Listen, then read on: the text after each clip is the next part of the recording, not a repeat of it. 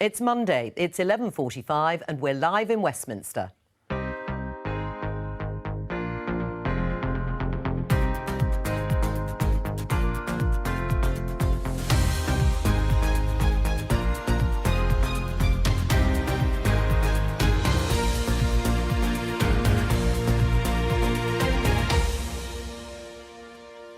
Joining me today, former First Secretary of State and Boris Johnson supporter Damian Green, Shadow Health Secretary Jonathan Ashworth, the Evening Standard's Sophie Jarvis and Anoosh Chakalian of The New Statesman. So, what's going on today? Rhetoric isn't enough. This is about hard graft, focus and attention to detail, deal or no deal. Jeremy Hunt tells Boris Johnson, my no deal is better than your no deal. I'm desperate. And I'm not the only one. You know, lifelines being cut. Will politicians ever get round to fixing the social care crisis? And what are civil servants doing questioning Jeremy Corbyn's fitness to govern?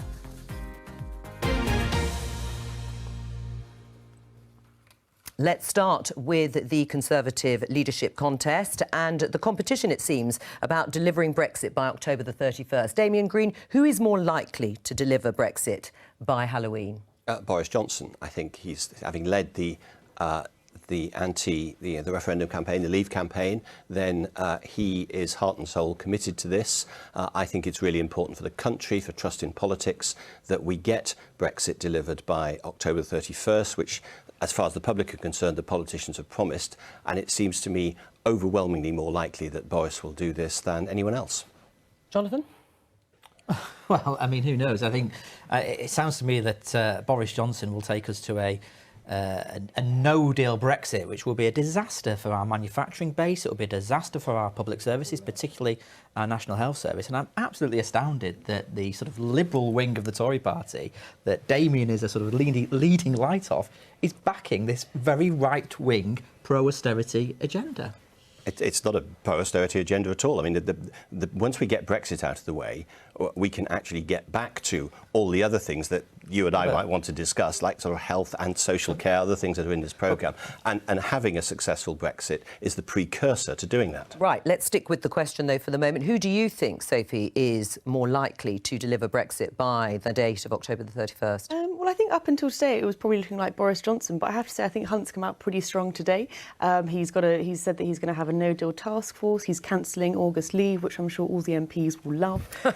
I think Hunt's basically said today, look, this is really serious. And if you look at the front page of the Daily Telegraph, which is quite amusing, you normally see Boris Johnson's column. And it's been pushed off the front page, hasn't it, his column? By Hunt, I will turbocharge no deal with a 20 billion Brexit plan.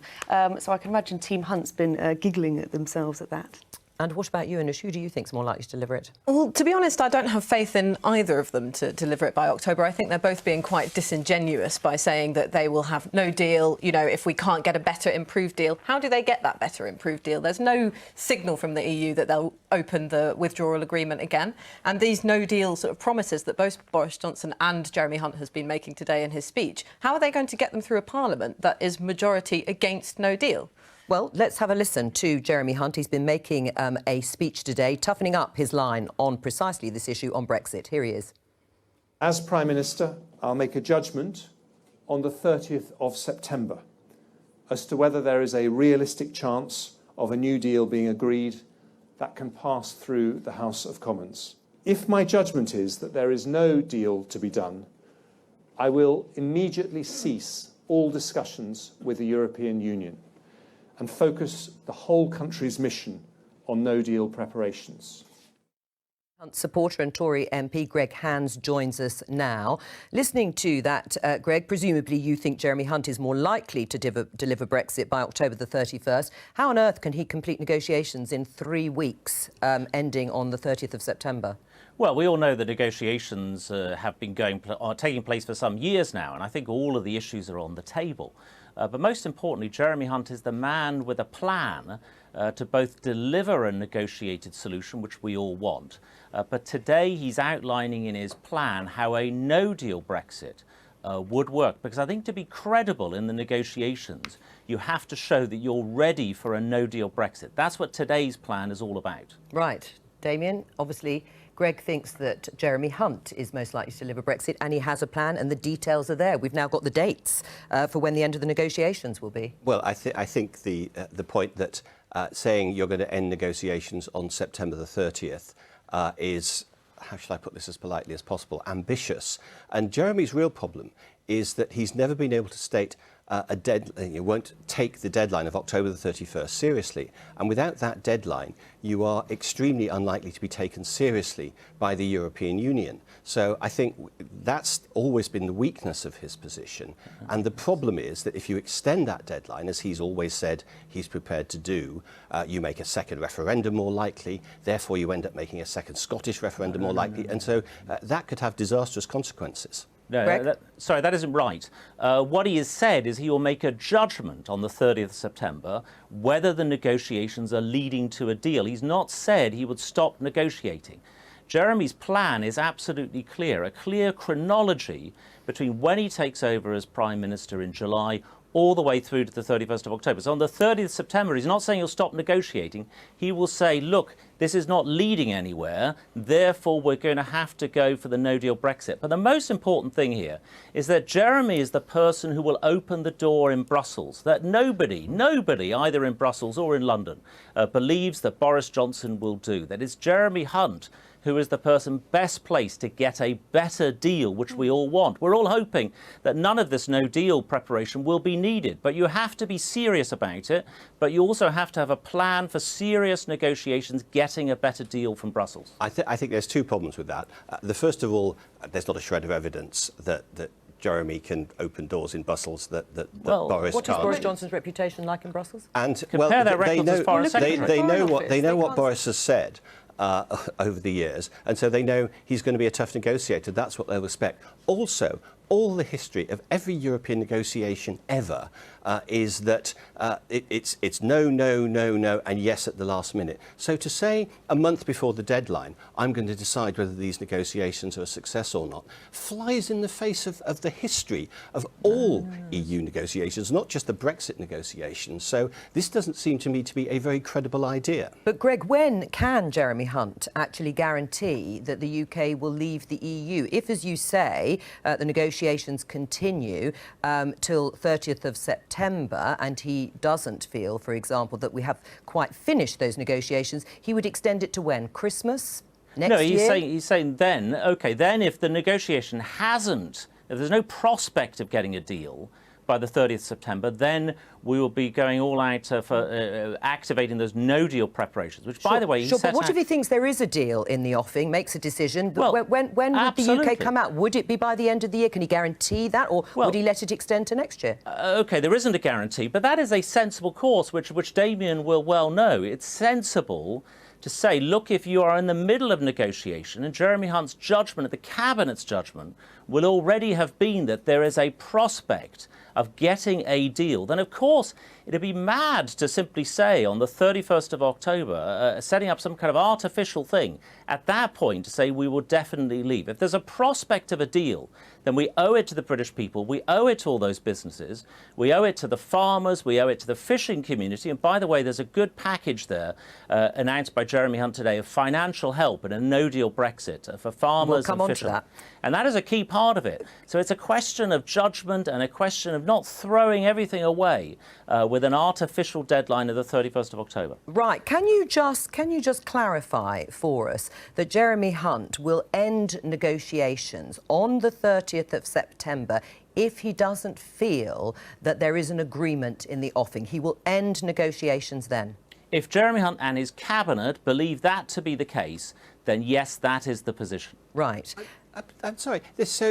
Greg's argument is that October the 31st is an arbitrary, artificial deadline, and it would be madness to end the negotiations then if they thought there was some success in the offing.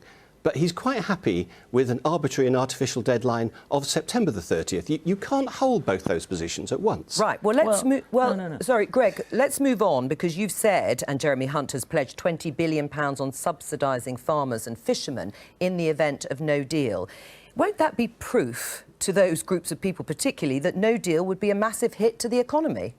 Well, we already know that no deal is going to have an impact on the UK economy. I think both Damien and I are in an agreement there. It's the question of who has got the best preparations for that no deal and the best ability to overcome and mitigate some of that adverse impact, which also, don't forget, it's Jeremy Hunt who's going to be more able to get the deal so that we don't actually have to go to those new deal preparations. But it's all costed within the fiscal headroom. If you're, well, the fiscal headroom by Philip Hammond, you agree basically with Philip Hammond that actually that money won't be available unless there is an orderly transition.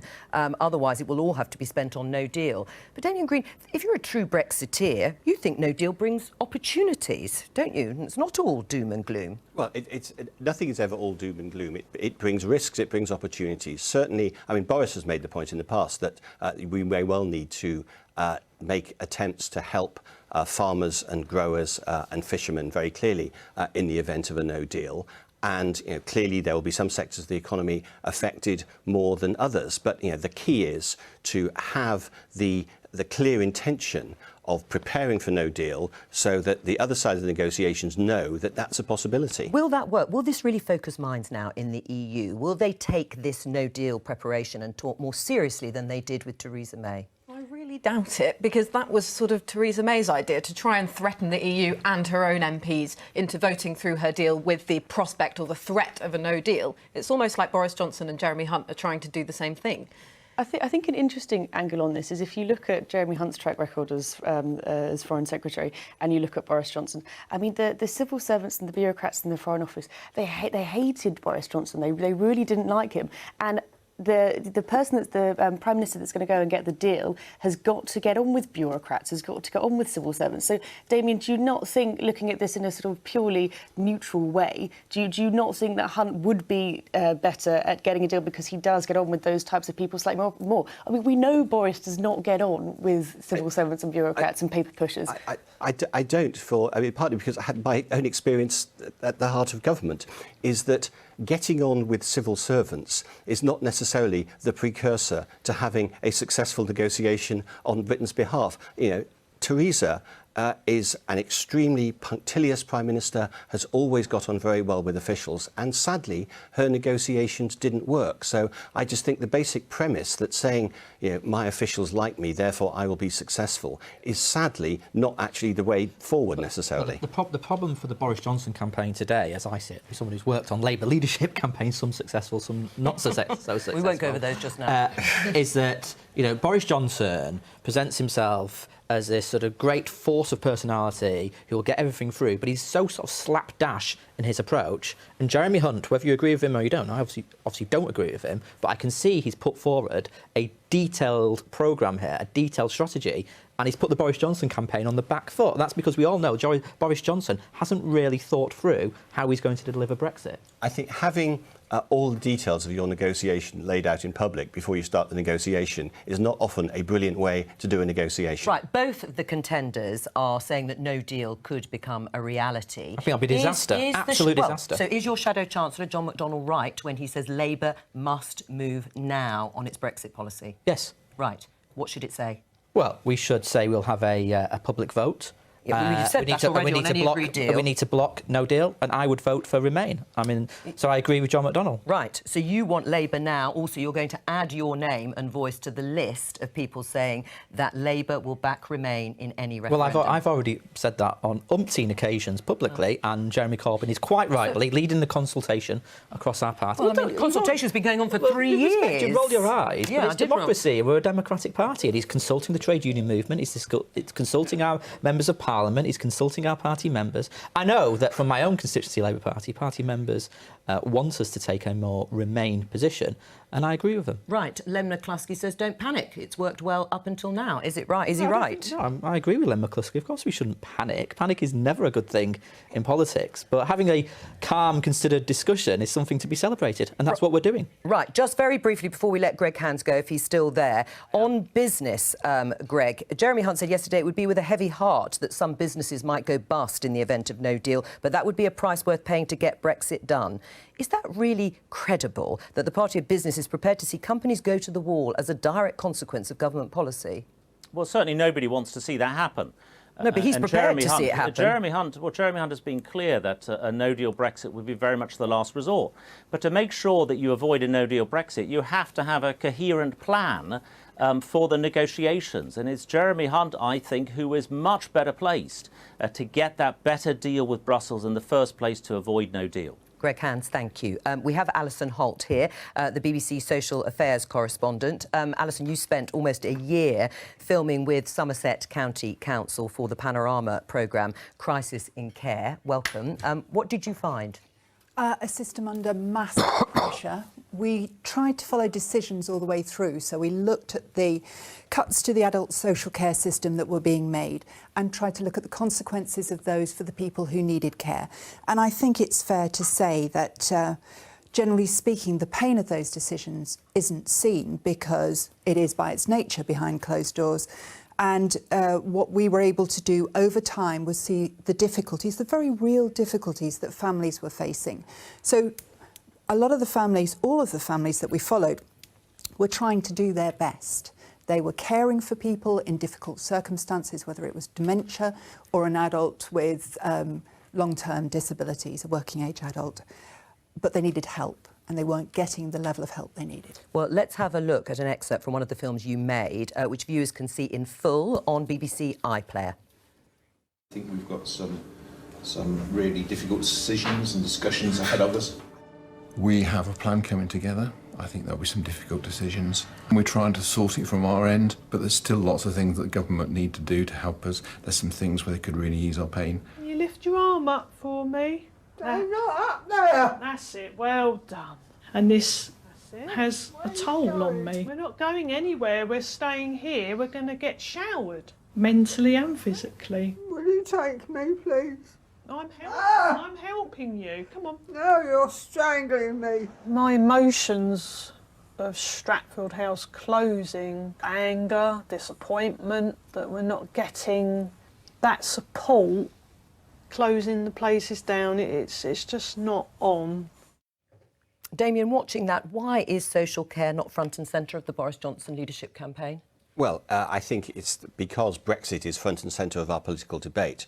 We haven't had the political space, we as a political class, not just the Conservative Party or the government, to get on to what was we all know is happening, and Alison's films revealed very, very starkly. I think it's absolutely an urgent priority for the new Prime Minister. And I hope Boris, of course, will adopt the ideas I suggested in a Centre for Policy Studies pamphlet of a two-stage improvement, a universal care entitlement, rather like the state pension, so that everyone is entitled to better care than they get now. And on top of that, and a voluntary insurance system, so that those who can afford to pay more so they can get in the system are allowed to do so. And in that pamphlet, I believe you said that you suggested, you accepted that you would have to increase taxes. So where does that tax come from? Does it come from the younger generations who haven't enjoyed stable jobs, affordable housing and a consistently increasing paycheck? Or does it come from the old people who are getting older? I think that's a central point, because if you just put it on general taxation, then because of the demographic bulge of, if you like, baby boomers who are now entering that age, all the burden of their care and the future care of people who are currently working age would fall on the current working age population. That would be unfair. I mean, I made various suggestions. The one that was most controversial and most hated by people, so I'll bring that up in a slightly self-flagellating way, of you, yeah. Was the idea of having an extra national insurance payment, but only for those over the age of 40. It's actually it's what they do in Germany, so it is used in other countries. Well, what about that idea, taxing older voters to pay for social care? Well, I mean, can I just first of all say I thought the films were remarkable and heartbreaking. I actually felt it was like a kind of Cathy come home moment for adult social care, and this is a sector which I think is a broken model. Really, it's had about £7 billion worth of cuts since the Tories got in, but it's a sector which relies on low pay. And there's 110,000 vacancies across the sector. And it's a sector which has been sort of privatised over 30 years. If you go back to 1979, around 65% of residential care beds were provided by local authorities. Now it's just 6%. So I think, yes, we've got to have a debate about what is the obligations on the state, what the right level of taxation is to pay for it. But I also think we've got to have a debate about the whole model and delivery of social care. I don't think this privatised model has worked. Jonathan, where is Labour in this debate, though? Because we have had a number of years since, whilst Labour's been in opposition, you could argue that that is the perfect time for the big ideas. And certainly adult social care and how it links into the health service, and we're seeing the impact of that, is an area that there is the room for the big ideas. Yeah, well, we've talked about setting up a national care service, and we would put in an extra £8 billion into social care over Parliament. 7.7 billion has been lost since, according to Directors of Adult Social Care. That's an initial input to stabilise it, if you like. But we need a bigger debate about what the future is. I mean, should we go for free personal social care? I'm attracted to that. But what is Labour? Labour has had time to think about it. So what is your preference? You are the Shadow Health Secretary. Surely you have ideas. Do you think taxing older voters would be workable? I think we should fund social care through general taxation. I don't believe in picking a particular section of the electorate. Have no dream of owning a home are going to have to pay for older generations that, as I said before, have enjoyed stable jobs, affordable housing and a consistently increasing paycheck. But you're going to make young services. people pay for You're it. investing in public service, which in turn no, you're taxing people. You're taxing people more. You're taking money out of their pocket. Yes, you've just said that. But if you're investing in public services, that contributes to economic growth, which in turn helps young people in the economy. People are going to take home less money. Younger people are going to take home less money. They're going to have less money to pay their extortionate rent. That's what you're going to do. The housing market is another issue that needs resolution. Yeah, of course. The biggest pressure, according to Directors of Adult Social Services, facing the care system is the growth in working-age adults who need complex packages of care. So it's not as straightforward as a generational shift.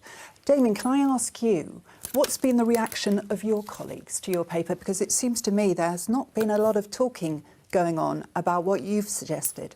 There's been less than you would have got in other circumstances, but absolutely my colleagues recognise, first of all, there are difficult choices to make, and secondly, that this will be an urgent part of the new agenda for the new Prime Minister. I think the other point that's worth discussing, because obviously your very good films were based on Somerset, is that one of the things, and I hope we can establish a cross-party consensus on this like we have on pensions, because we need to, because this is a 15-year project to get this right, is that the money needs to come nationally rather than locally. I think taking it out of council tax and local authorities actually is putting so much of a burden on local authorities that they'll be less and less able to fulfil the functions we all want them to do. What I find amazing is that it's down to sort of Damien writing a paper when you're no longer in your position in government and us having this discussion here on a television programme, when actually it's down to the government delaying their green paper on funding adult social care for now 2 years. It was announced in the budget in 2017, it was in the manifesto,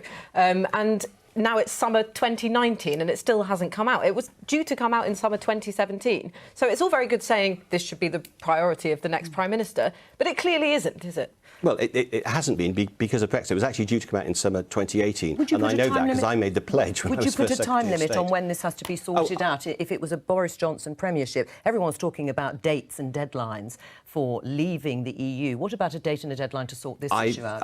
It's not going to be my decision, but I would very much hope that the Green Paper, which, let's not forget, is a Green Paper, it starts a discussion, it doesn't end a discussion, I would hope that can come out in the next couple of months.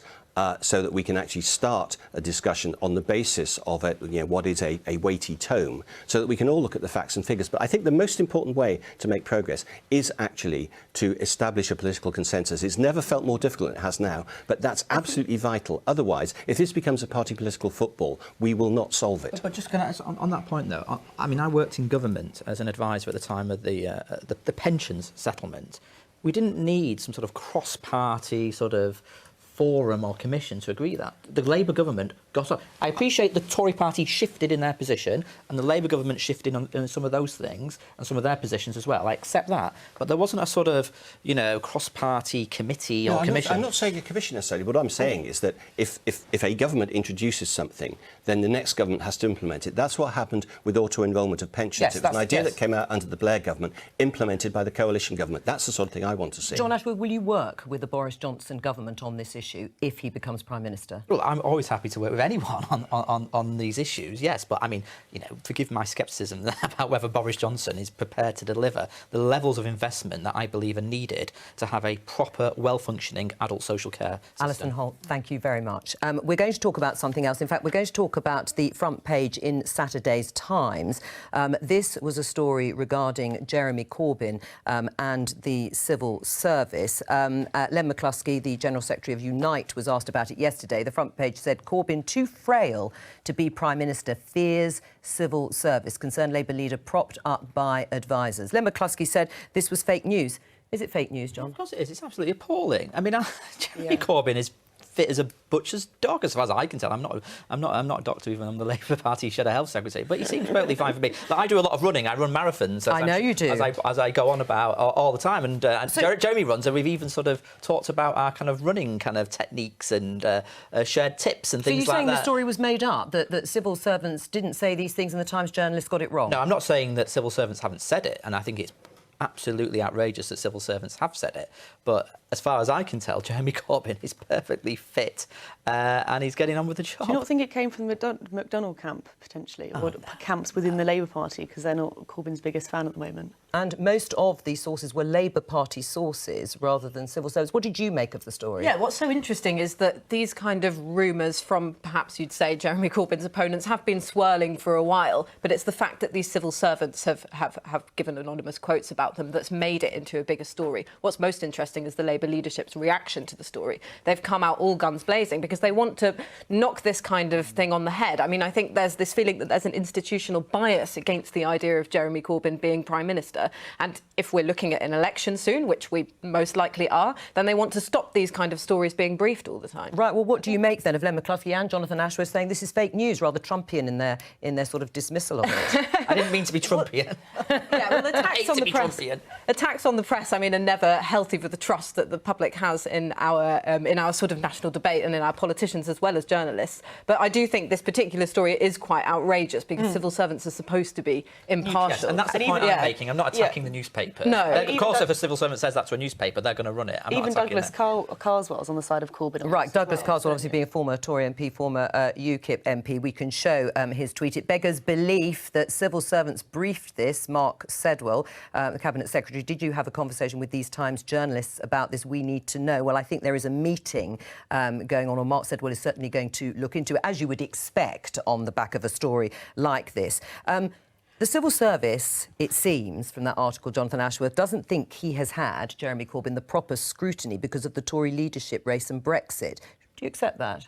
Oh, my God. I mean, Jeremy Corbyn not had scrutiny. Every week there's a sort of something going on about what Jeremy Corbyn's done or hasn't done, or something about our policies. I think this particular Labour Party feels as getting tons and tons of scrutiny. So, no, I don't accept that. Do you not think the civil servants are perhaps, they see how radical Jeremy Corbyn is? And they just, under no circumstances, do they want him in number 10? Do you think why they're briefing? I've had the privilege of working in government, admittedly as an advisor. In my time working with the civil service, they were exceptional, which is why I'm so shocked that some of them have spoken to journalists in these terms. And I think it's pretty outrageous. And I think the 99.9% of the civil service will be appalled as well. What do you think about the story and the Labour leadership's reaction to it? I think several things. First of all, I agree that civil servants should not be putting themselves in a position where they are taking a partisan stance. That's bad for governance in this country. I agree that Jeremy Corbyn's not fit for office, but that's nothing to do with his physical condition at all, and everything to do with his policies and his capacity. And I think I'm fascinated as an outsider by the very, very strong reaction of Len McCluskey and others. I mean, it seems to me, actually, the more interesting story than the civil service thing was the fact that Labour people were briefing so hard against Jeremy Corbyn's private office. That's the real split. And that's all we have time for. From all of us here, bye-bye.